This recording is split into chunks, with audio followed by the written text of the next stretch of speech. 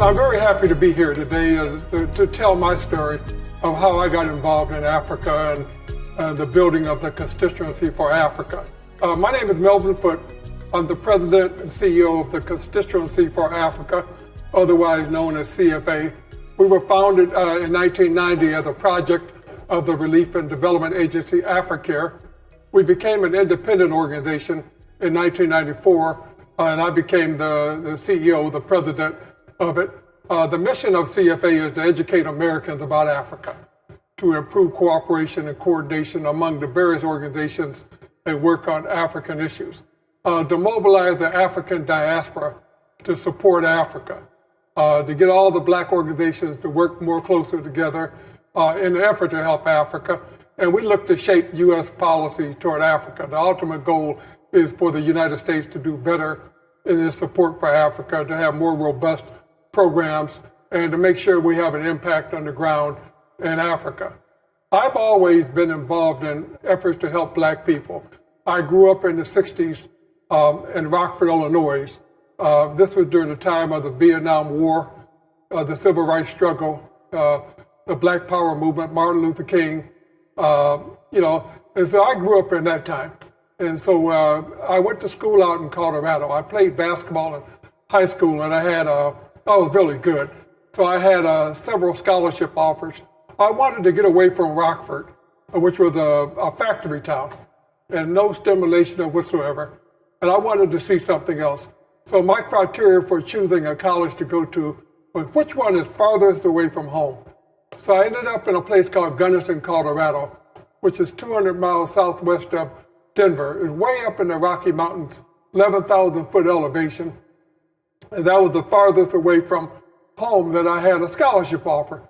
I was the first one in my family to go to college. I didn't know anything about college. I was thinking college was really difficult. I didn't think I could do college. I thought you had to be real smart. But I got there to play basketball. Did my first year, did my second year, my third year. I started a column in the school newspaper. I became a journalist. I called my column the back of the bus. So every week I would write about Black people. Martin Luther King was so-and-so, Malcolm X was so-and-so. I got a message from one of the students who wanted to see me.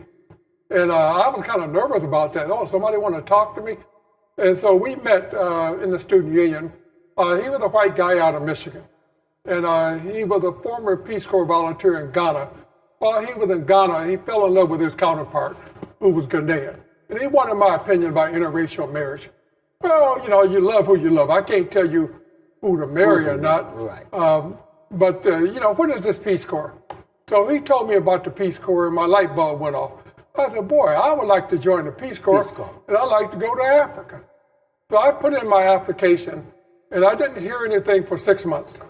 So I just assumed it wasn't going to happen. I had no reason to believe it was going to happen. So finally, I got a letter from the Peace Corps saying, you have been accepted into the Peace Corps, and we are assigning you to Ethiopia as a Peace Corps volunteer. Well, I thought Ethiopia was in the Middle East because of the stories in the Bible, Bethlehem, Jerusalem, Ethiopia. And I said to myself, I don't want to go to the Middle East. They're fighting in the Middle East. And so you couldn't Google back then. You had no way of Googling and saying, where is Ethiopia? So I went to the library, found an atlas, opened up, saw a map of Africa, and saw Ethiopia was in the heart of Africa. And so, wow, I'm going to Africa. So sure enough, I graduated in June, and July I was headed to Ethiopia. My father told me, he said, son, you're going to get eaten by a lion. Well, I didn't know, but I went off to Ethiopia because I wanted to go to Africa. I went in search I went to search for, excitement. And so I went to Ethiopia. I really thought, the only thing we knew about Africa back then, we knew about Tarzan, this white man on the TV who went to the jungle and he speak the languages and he could talk to the animals. And so when you thought about Africa, you thought, is that Africa? Why not? Or you thought about wild animals in the streets, you had no knowledge whatsoever. You heard about Idi Amin, you heard about apartheid, but your knowledge about Africa was nil. So I went to Africa not knowing anything about Africa. I thought Tarzan would be at the airport to take us to the village. Now, when I say that, people think, how could you think like that? Well, what else were you to think? Because the images that you had of Africa were all stereotypical. So I graduated, and I headed off to Ethiopia as a Peace Corps volunteer. I was scared. We stopped in Rome, Italy, and took Ethiopian Airlines from Rome. And the Ethiopian Airlines had an Ethiopian pilot, a black pilot. All the stewardesses were black. It was shocking because you didn't know black people could even fly planes. That's how I went to Africa. And it was during the time of Haile Selassie. It was during the time of an Ethiopian famine, and people were dying in famine, but none of that was being reported accurately in the U.S. Haile Selassie, we knew about Haile Selassie because he was the conquering lion of Judah, and he was a king. So I landed in Ethiopia. Quickly, they took us out to the rural areas to train us in the language and in cross culture. So I was trained in both Amharic, which is the language in Ethiopia, and I was also trained in Tigrinya because I was being assigned to Eritrea as a volunteer. So I had to learn two languages simultaneously. And even to this day, I mix them. I'm not really great on either one of them because I mix them. Amharic and Tigrinya. Tigrinya, yeah, I speak both. So I was happy to be in Africa. We were in a place called Owassa, and I was happy to be there, learning the language. All the kids in the village, I remember, we used to walk about a mile to go to the school every day. And the kids would be out there playing soccer before they go to school. And they would run over to us. And all these kids were farm kids, so their clothes were dirty, flies. And I was only black in my group at the time. And so all the little kids would run over because they see these strange people. And they would come with Salam Ferengi, hello foreigner. And, and all of the kids had flies on their face and their clothes were dirty. And all my colleagues were just, stay away from me, But for me, the kids ran right past me. They didn't stop to shake my hand. And they looked at me. I realized they looked at me and said, you're from here. You must be from another part of the country. You speak funny. But they had no concept of a black American. So I realized that, wow, they see me because I'm from here. And that was the first time I started to realize that I'm at home in Africa. And so I was then assigned to Eritrea after about 10 weeks of language training. And we went by car. They took me by car to Eritrea, one of the Peace Corps guys. And that's where I saw the famine firsthand. People were starving all along the road looking for anything to eat.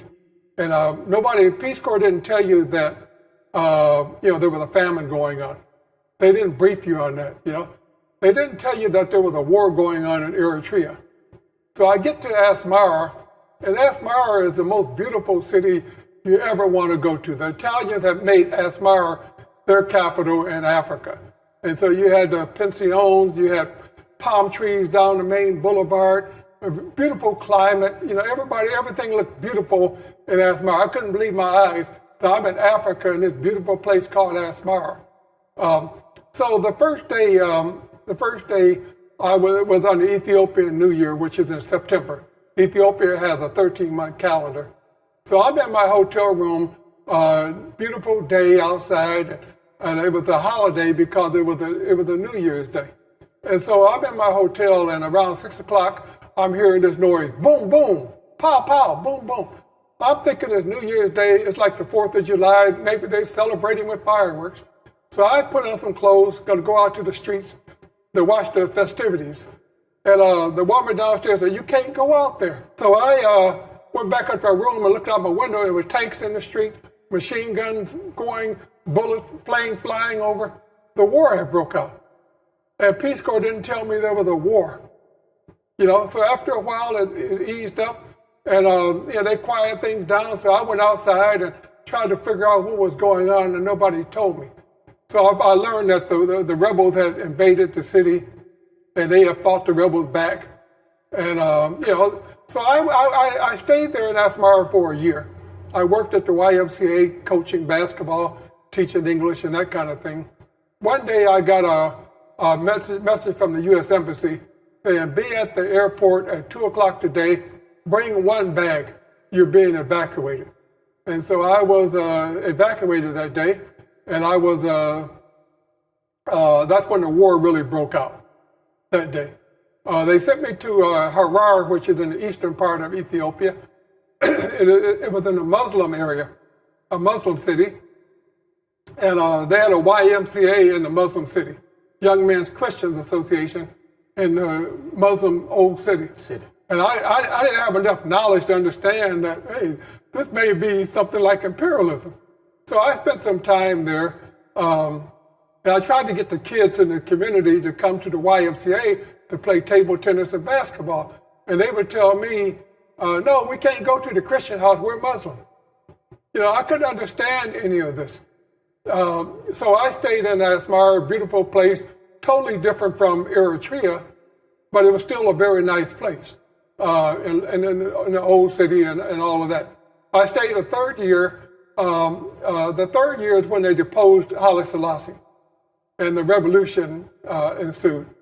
And so Mengistu Haile Mariam took over, the military Derg took over, they arrested all of these people, and they're going to have a revolution to change Ethiopia. Well, for me, as a sociology student, I saw I'm in the middle of a revolution. I mean, when you're 22 years old, you feel like bullets bounce off. I was fearless, and I spoke the language, and everybody thought I was an Ethiopian or Somali or a Sudanese. So I stayed 3 years, stayed the third year on my own. I taught a year at the American school there. Finally came home after 3 years. I went back to Colorado, and I got my master's degree in public administration. And then I took a job with Meharry Medical College in Nashville, where I was assistant administrator for their international center. And they wanted to focus on Africa, so I helped to do that. But then I got recruited by Africare to go to Somalia as their country director. And I went to Somalia dealing with refugees. But what I saw in myself was I was one of the few African Americans who actually knew Africa.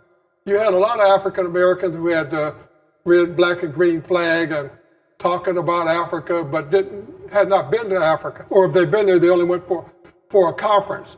But I had actually lived in Africa, spoke languages, and I came back, and so I was somewhat of an anomaly among African Americans. And then my job was to educate Americans about Africa, with Africare, and educate them about the development, what Africa needs. And it was a challenging type thing. I was all over the country. I met a lot of the black leaders, Jesse Jacksons and people like that. And I was, everywhere I go, I was trying to educate black Americans about Africa and what we really could be doing to help Africa. And that kind of morphed into the need to build a network. And because I wanted to link all of these black organizations. Back then you had Trans-Africa, you had Africare, you had Leon Sullivan Foundation. You had all of these black organizations working, some of them on Africa, but they wasn't working together. And they were actually competing with each other for funding and for media attention. And I tried to do something about that by building a network of all of these organizations. That network became the Constituency for Africa. And that's how CFA got started. I would say that it grew really rapidly. It became very popular. We didn't go after the top people in these organizations. We went after the outreach person who was actually in charge with education or, that kind of thing. And we built a network of about 40 organizations. And that was the Constituency for Africa network. Now, Africare was a development organization. Their mission is to improve the quality of life in rural Africa. They built wells and health clinics and planted trees and grew vegetable gardens and improving food consumption for people in rural Africa. That was the mission of Africare. But the Constituency for Africa started to conflict with Africare in the sense that the job I was given was to become the voice of Africare. My boss told me, C. Payne told me, you're going to be the voice of Africare. And I became the voice of Africa. Next thing you know, I'm in magazines, I'm on TV station, I'm in Emerge, I'm in Ebony magazine, I'm in all the newspapers, because I was actually relating to Africa and to the black world. And so it became very much media. So I was finally told one day from my boss, he pulled me in the lobby of the building and said, there's only going to be one voice in Africa. And he said the voice was going to be his, one spotlight. And he said the spotlight was going to be on him. And so CFA was pushed out then. It's something that hurt me at the time, because I was really happy at Africa. I didn't want to be the boss, but I was happy being a significant peon, if you will. But the ego got to him. This happens to a lot of the black organizations. Ego got to him, and so I got pushed out. And CFA became an independent organization. And it was a bad decision for Africa because they lost their base. And it was a bad decision for CFA because I had to become a manager, a fundraiser, and all this other stuff, as opposed to just pushing on the work. It was a bad decision. I would say that. But CFA then started out again with the robust network. We started doing seminars around the country, town meetings on Africa. We started working with the Congressional Black Caucus and doing all the things that CFA now is well known for. But we started building a network of Americans, or African Americans, who cared about Africa. We started to branch out and build links with the Caribbean, with the African immigrants who were in the United States, with the Africans in Canada. We started really putting together the Pan-African thing that W.E.B. Du Bois talked about. Building a network of black people who cared about Africa. And that's what CFA's mission remains today. So we're a small organization, always have been small. And that is actually a good thing, because being small means that you could be like, not a battleship. Africa was a battleship. Sullivan Foundation was a battleship. But CFA was a speedboat. That meant that we could turn on a dime. Whereas Africa would take them 3 weeks to make a decision to do something because they had a bureaucracy. CFA became known because it was quick, it was Johnny on the spot, and we could work with all kinds of organizations and groups. So it actually worked out well. So, we got started in 1990, and now we're in 2024. We're still here. Most of the other organizations that work on Africa are gone. They didn't survive their leaders. And once that person retired or died, end of the organization. And so when we look up now and we say, well, who's still here? I'm now the last one standing, And even myself, I had to ask myself, how long can I stand? But that's how CFA got going. And, even today we have a lot of impact on U.S. policy toward Africa. There's a number of U.S. policies that we've impacted directly. The Africa Growth and Opportunity Act, we did all the lobby work for it. We took it around the country, and we got it passed. We got the legislation passed and signed into law. When George W. Bush became president, it was during the HIV/AIDS pandemic. We launched a campaign called the AIDS Marshall Plan. Ron Dellum, former Congressman Ron Dellum, was my chair, and he took it on, and we became the champion of an effort to get the U.S. to commit to a global response to HIV/AIDS. And so the AIDS Marshall Plan morphed into what we now know as PEPFAR. And so I'm happy about that. I got the White House during the Rwanda genocide. I had a meeting with the White House, and I got them to commit to sending a delegation of us to Rwanda to have a fact-finding mission to assess the genocide and to come back to meet with President Clinton, about 40 of us on a White House plane. And, when we got there, we met Kagame. He had just brought his army into Kigali. And, so we did that. President Obama, when he came to power, he said to one of his aides to me and said, what do you think I can do? Because when Obama became president, the Republicans have basically shut down the economy. So welcome to the White House, Mr. Black Man. And, the General Motors had crashed, Lehman Brothers had crashed, all of these big American institutions were crashing. So Obama couldn't focus on Africa. He had to focus on getting the American economy going again. So he asked me, what could I do to let people know I'm concerned about Africa, and I want to focus on Africa, but right now I got to focus on American people. And so I did some thinking on it, came back with a strategy paper. I told them, don't spend your time chasing Mugabe, Paul Biya, Bashir, these old guys. Spend your time on the young ones coming up, the next generation of leaders in Africa. They loved the idea. And that became what we know now as the Young African Leaders Initiative, YALI. And I think YALI is probably the most dynamic program the U.S. has for Africa, because you really are empowering the next generation. And, I'm really proud of it. And anytime I go to Africa, I always stop and meet the YALI alumni from that country. I always do that. So I've had a lot of impact on U.S. policy toward Africa. I gave President Biden a strategy for the U.S. Africa policy, and they took it. And a lot of the ideals that we provided are included in Biden's Africa strategy. So I'm happy about that. I didn't get everything I want. You can't tell the U.S. government what to do. You could give them some ideals, and hopefully they will accept those ideals, but then they're going to implement them, and sometimes the final product is not what you had originally envisioned. But nevertheless, I feel like I've uniquely had a lot of impact on how the U.S. relates to Africa to the good, and I continue to have this kind of impact, so I'm happy to do that. Thank you so much. Thank you very much. Telling me the story Thank you very of much. Constituency for Africa. I'll continue to engage with you on this very impressive and very positive story. Thank you so much. Thank you very much. Thank you.